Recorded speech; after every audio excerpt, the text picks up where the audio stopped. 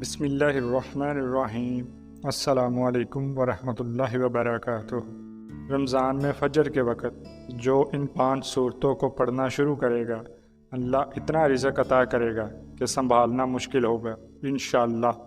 ناظرین، بہت سے لوگ بڑے پریشان ہوتے ہیں رزق کی تنگی کے حوالے سے اور بے برکتی کے حوالے سے۔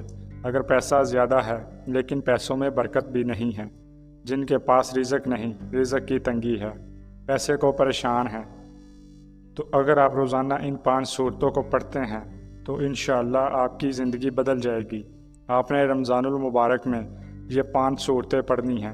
صبح فجر کی نماز کے بعد سورہ کافرون، سورہ نصر، سورہ فلق، سورہ ناس اور اس کے بعد سورہ اخلاص کے یہ صورتیں آپ نے پڑھنی ہیں۔